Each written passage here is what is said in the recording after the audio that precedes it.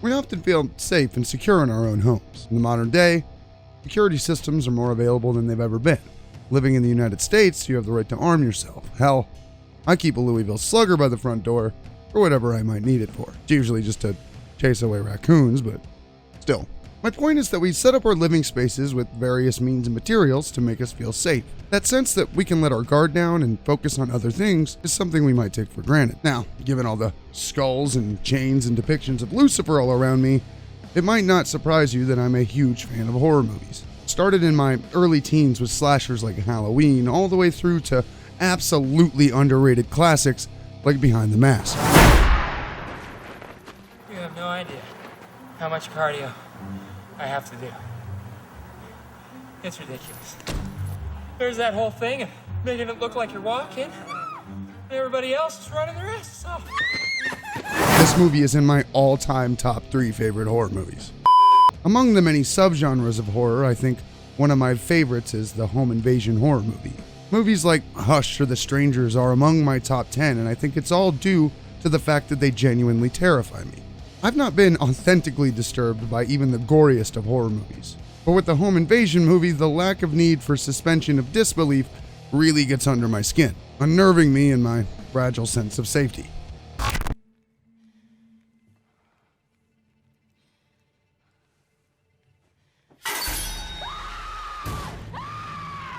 How much safer would you feel if the domicile you were occupying was in a remote cabin in the mountains of Utah? A cabin only accessible by snowmobile, given the time of year. If your remote safety were to be challenged by a home invasion, one that you weren't expecting, that feeling would be immediately mirrored to the opposite end of the safety spectrum.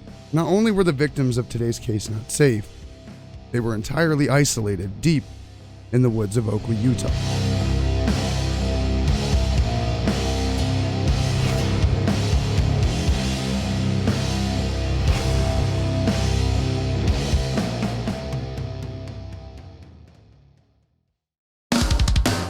Ladies and gentlemen, boys and girls, children of all ages, this is the Hawk and Load Case Files, and I'm your host, Hawk and Load. Today we're diving into the disturbing case of the Tiede cabin murders. An hour of intense terror for 2 young women included murder, kidnapping, and a high-speed chase with the police. This story has some of the most unimaginable trauma that I've come across yet. So with the theatrics out of the way, let's begin.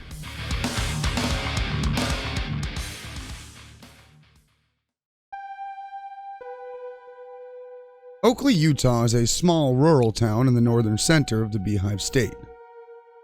45 miles east of Salt Lake City, the town has a total area of only 6.3 miles. With the climate heavily relying on seasonal differences, it is the picture-perfect place if you're looking for a white Christmas. In the year 2000, the town only had a population of 948 people. Founded by Mormon pioneers, there's really not much to say about it. There's not much of note that ever happens here, aside from the annual rodeo that takes place every 4th of July. In a town where everyone knows everyone, crime is nearly non-existent. But on December 22nd of 1990, just as everyone was settling in for Christmas, a family would be subjected to a terrifying home invasion. I had a lot of trouble finding anything biographical about the Tiede family. While there is a myriad of information about the crime and the aftermath, there doesn't appear to be much about them, other than a few reminiscent memories told by the surviving members of the family. Rolf and Kay Tiede were a humble Texas couple who raised 2 daughters, Lene and Tricia, who were 20 and 16 respectively in the holiday season of 1990. As recounted by Lene and Tricia, they had a wonderful, loving childhood. Rolf and Kay did their very best to provide the girls with a storybook life, full of love and fond memories. Among those memories were tales of their grandmother Beth Potts. They described her as a fun, vivacious, and happy woman, energetic and full of life. As was tradition, the family traveled to their remote getaway cabin in the rural seclusion of Oakley, Utah. They met every year with Kay's mother, Beth, along with other members of the Tiede family.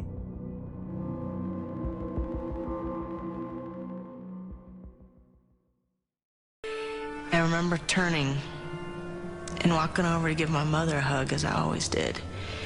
And she and I had gotten a little argument earlier that morning over something silly. And she and I both looked at each other, and me at 16 years old just turned and wasn't gonna give her a hug. I turned and I walked the other way.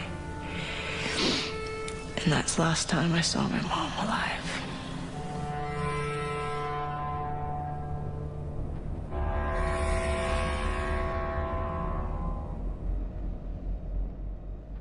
Vaughn Lester Taylor and Edward Stephen Deli were two troubled young men. 25 and 21 respectively, they had spent their young adult years getting into trouble. Taylor was arrested and convicted of aggravated burglary. Deli, though he did not have any history of violence, was arrested and convicted of arson.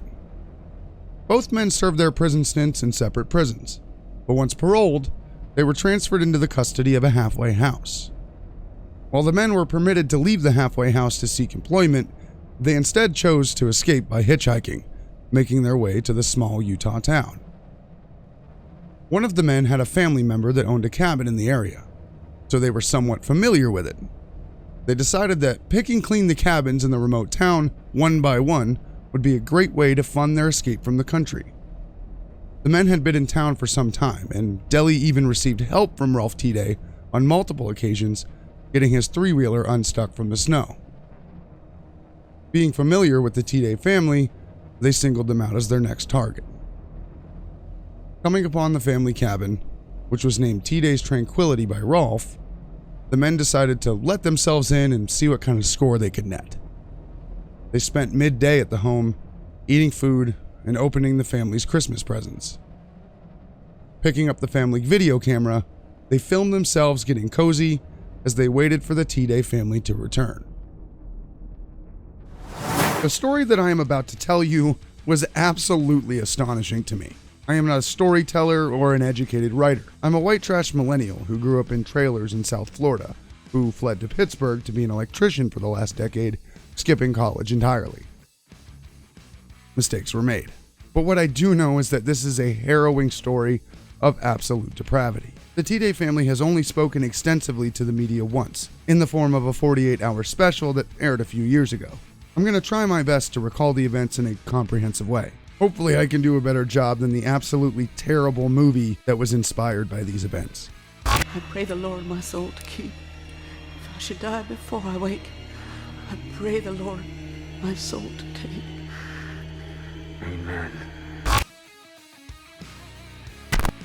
Yikes.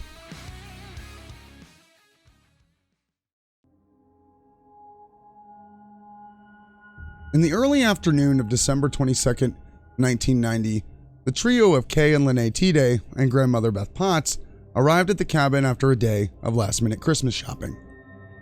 They parked their car and loaded up the snowmobiles they needed to reach the cabin. Upon arriving, and with the outside temperature being below zero, Tricia quickly made her way inside to heat up her freezing hands with hot water. As she approached the kitchen sink, she perceived a gray blur across the hallway. She thought one of the cousins that they were expecting had arrived, but what she was met with was Vaughn Taylor, pointing a loaded pistol at her. Before she could react, Deli revealed himself, and he too was brandishing a weapon. In disbelief, she called out to her mother and grandmother, saying, quote, "Mom, there's robbers in the house." Taylor and Deli demanded that the two older women enter the cabin. As they did, they asked a myriad of questions. They wanted to know if they were here to rob them, pleading for them to take whatever they wanted and leave. And without responding to the family's pleas, Taylor opened fire, sending several rounds into Kay Tiede, killing her instantly.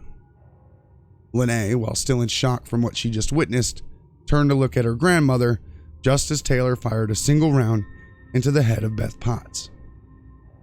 Beth, who was knocked off the bar stool she was seated on, began to stand up as Taylor fired 2 more rounds into the helpless woman, killing her as well. The men had now killed 2 members of the Tiede family, all within 3 minutes of their arrival at the cabin. Lene begged Taylor and Deli to let her call 911 to get help for the 2 women, but they refused to let her and instead began gathering their things. Taylor and Deli discussed what to do next and decided to move the bodies of their victims out to the porch to dump them over. But as they started to do so, Deli retched and ran into the bathroom to vomit. The horrors of what he had participated in were too much for him to handle. Deli exclaimed, quote, "This is sick. This is gross. This is disgusting." As the men moved the bodies, and to poor Lene's horror, the sound of a distant snowmobile began to fill the air. Her father Rolf and younger sister Tricia were driving right into a nightmare.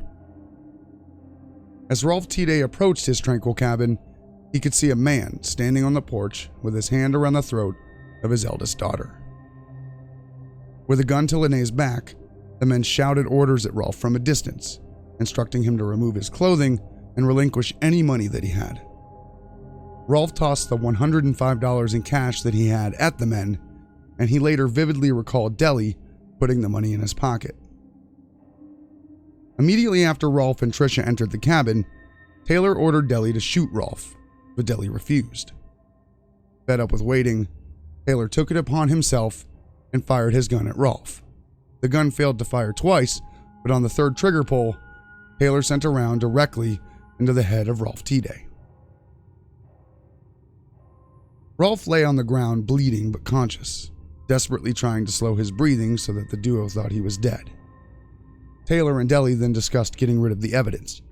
They still had the two young girls who could identify them. They took the gas cans meant to power the snowmobiles and began dousing the house with gasoline. Rolf later recalled feeling them pour gasoline on his legs, back, and head before firing one more shot into his skull. Miraculously, Rolf Tiede was not only still alive, but conscious during the entire ordeal.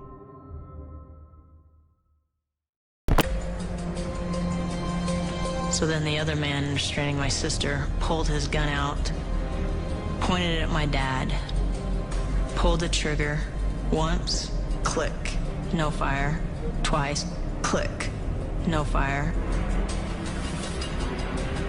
And then the third one when it off, that blast was so close I could feel it.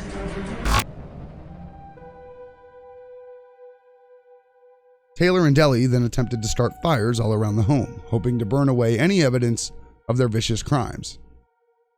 After having some trouble, they managed to get the fire started. They instructed the girls to load up the snowmobiles and take them the distance to the family's car. Each daughter drove one of the men the short way to the vehicle, all while waiting for the perfect time to escape. They contemplated intentionally wrecking the vehicles, but ultimately continued all the way to the car. As they approached the car, in the distance they spotted their uncle, Randy Zorn. He waved at them, believing they must be with friends, but when the girls passed by him without acknowledgement, he was confused. As he saw the group dismounting their snowmobiles and entering a car, he attempted to get their attention by yelling and waving for them. The girls ignored Randy, fearing that if they acknowledged him, Taylor and Deli would kill him as well. Back at the burning cabin, a brutally injured Rolf picked himself up as his clothing was set ablaze. He doused himself in the bathroom to put out the flames and frantically made his way out of the cabin. He mounted one of the remaining snowmobiles and chased after his two daughters and his would-be killers. As Randy was waving down the car filled with his nieces and the unknown men, he heard an approaching snowmobile.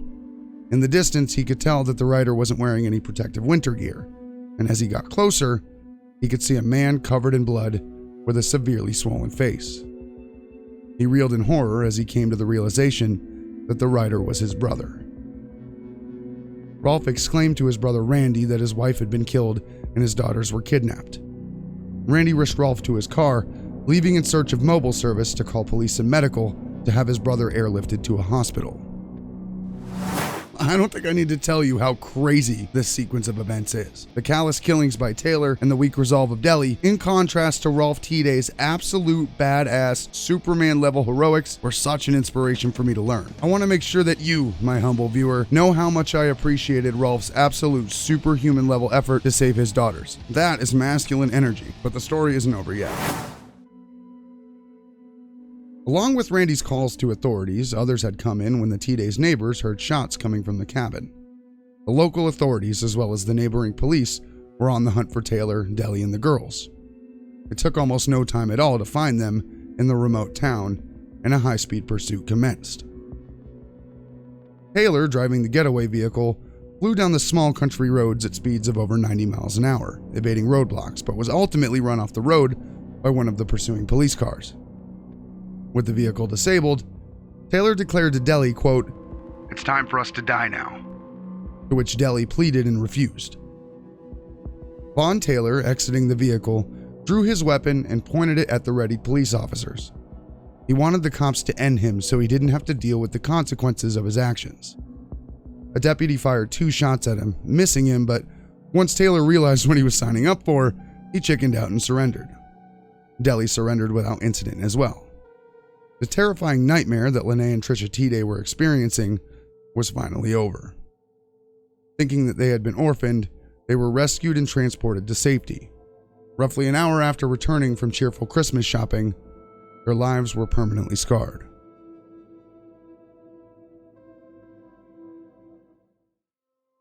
Vaughn Taylor and Edward Deli were arrested and charged with 2 counts of first-degree murder, 1 count of attempted murder, and 2 counts of aggravated kidnapping.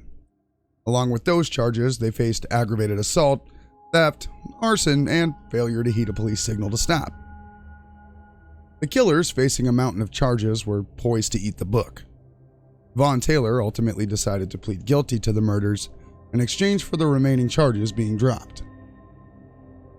He opted for a jury sentencing to decide his fate.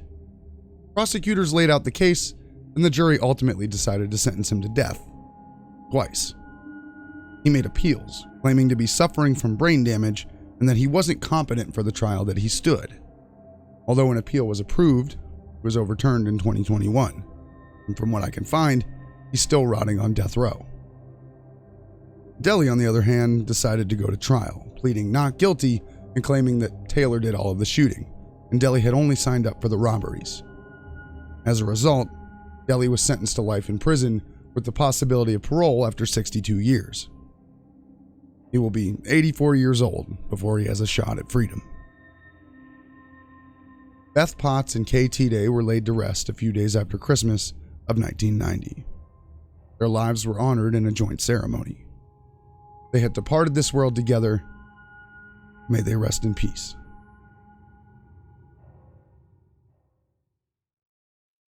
Rolf Tiede survived his injuries and went on to testify in the trial against Deli. His daughters recall fondly the look on Deli's face as their father walked into the courtroom. He was taken aback and astonished. He had left Rolf Tiede for dead, and here he was to deliver justice. Rolf Tiede passed away in 2008 from cancer. He was surrounded by loved ones and went peacefully. After a divorce, Lene Tiede married a childhood crush. She shared that her husband Nathan changed her. She says that he opened his heart and gave her the freedom to do the same. They now have a joint family of 9 children. Trisha is a divorced mother of 2 little girls. She says that when she looks into their eyes, she can see her mother and father. While both women were severely traumatized by the hellish events in December of 1990, they didn't let that stop them from moving forward and bringing light into the world. After the fire, Rolf Tiede rebuilt Tiede's Tranquility, the cabin that brought them so much joy. They continued to meet there every year for the holidays and refused to allow Taylor and Deli to take that away from them. During the holiday season of 1990, a family went through a crucible and came out that much stronger on the other side. A hero father and 2 young women went on to honor their lost loved ones and build lives that they would be proud of.